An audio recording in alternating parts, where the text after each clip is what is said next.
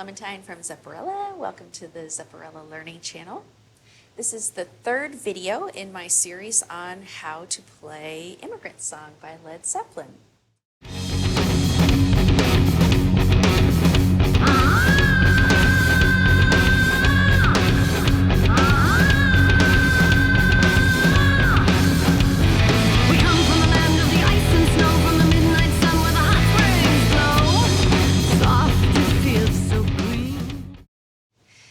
In the first video, I talked about how to play the album version of the song. In the second video, I talked about what I've learned about playing the groove live. And in this video, I'm going to talk about the solo section. In How the West Was Won, my favorite version of this song, and other versions, live versions of Immigrant Song that I've heard Led Zeppelin do, they put a solo, guitar solo, in the middle of the song. And Zepparella has chosen to do that as well. Part of why this band is so wonderful to be in and why this music is so great to play is because it gives me an opportunity to come up with some solos for the song in different songs. So I'm going to talk to you about how I came up with that. And I'm also going to talk about what it is like to play underneath another instrument soloing, and in this song it's the guitar. So what it's like to play under a guitar solo and what I've learned about doing that. When it came time for me to compose this solo, the first thing that I needed to do was to work out with my band what they were going to be doing while I was doing this. So the first thing that we decided was we were going to do what Zeppelin does on How the West Was Won, and we do those ending accents, the part that goes, now you're gonna stop, bam. That kind of, those accents on the 4 of every measure. We do 4 of those in order to get into the solo. How we decided to get into the solo was, after those 4 hits, was that the bass and the guitar were going to play long notes while I filled underneath it, while I came up with something underneath it. And so the way that I did this was I came up with a melody that I started singing, and I transferred that to the drums. And it sounds kind of funny to think about singing a drum melody, but drums do have tones, and there is if you try singing a melody and then try to play it on the drums, it can really open up your creative juices when you're thinking about it. So it kind of sounds kind of silly, but what I did was I sat down and I listened to what my band was playing, and I came up with a melody in my head that I wanted to transfer to the drums. And it went something like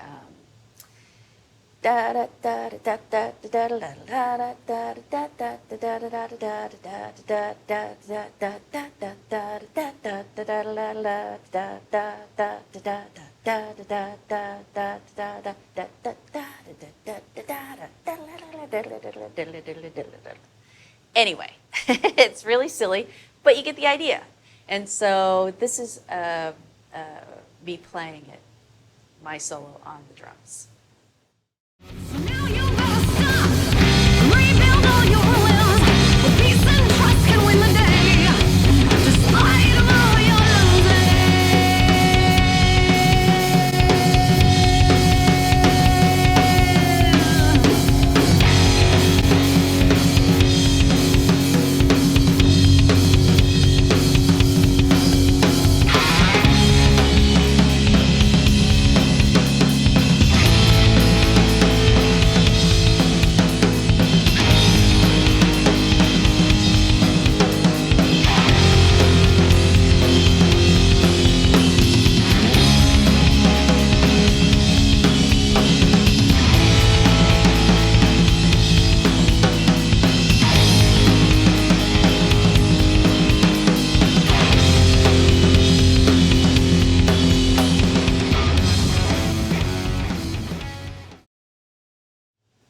When I was crafting my drum solo in this song, I was watching what Bonham did, but I wasn't learning exactly what he did, because part of playing a drum solo for me is bringing something of my own to the table. So, but I did take little pieces of what he was doing.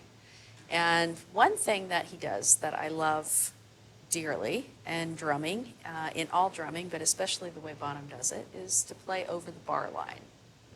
What is playing over the bar line? So if you have two measures and the bar between those measures, that's the bar line. So you go 4 beats and then there's a bar and then 4 beats.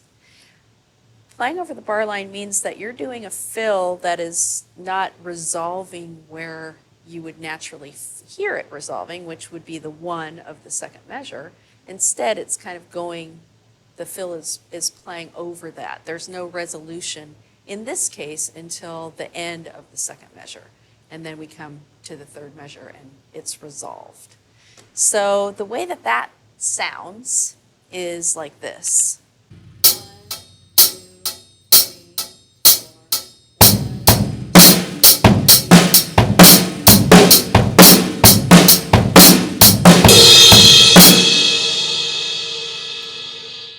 Here's a video of me doing it within the solo.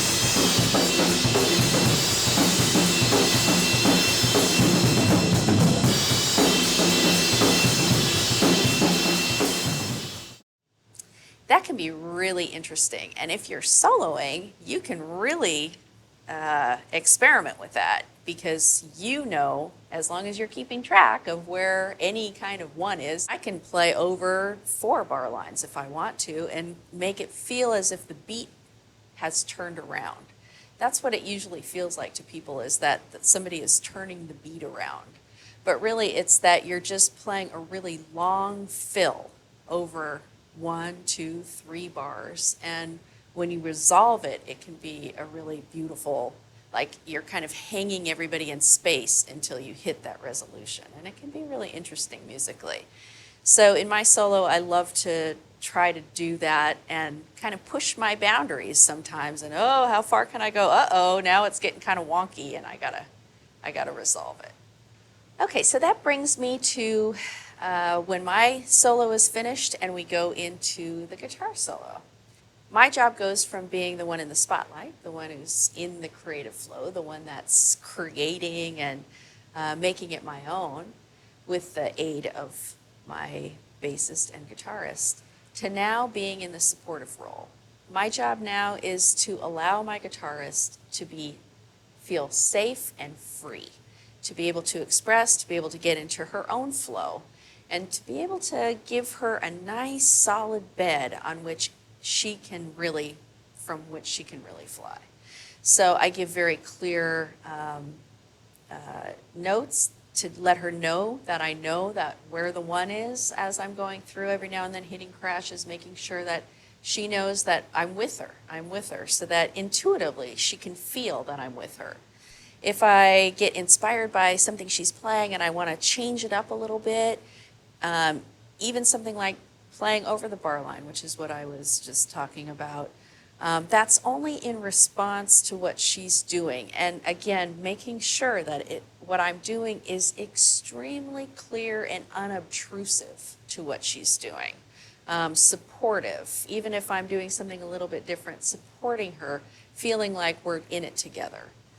We build up the end of her solo, and then I can kind of add a little bit more flash, and always with the intention of kind of goosing everything up, helping her to really punch through the end of the solo, and then making sure that we're together.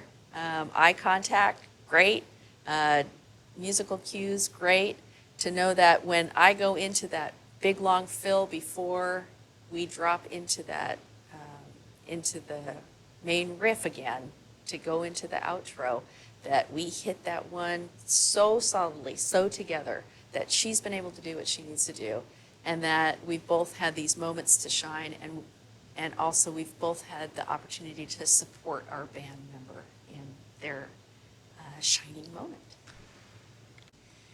Thank you so much for watching this series on Immigrant Song on drums. As an addition, in the future, I'm going to be posting a meditation video to show you some techniques that you can use to keep yourself settled, keep yourself focused, even when you're playing a bombastic, powerful song. At the Zepparella Learning Channel, we aim to give you a bigger musical lesson to take away in the guise of teaching you Led Zeppelin music, something you can take with you.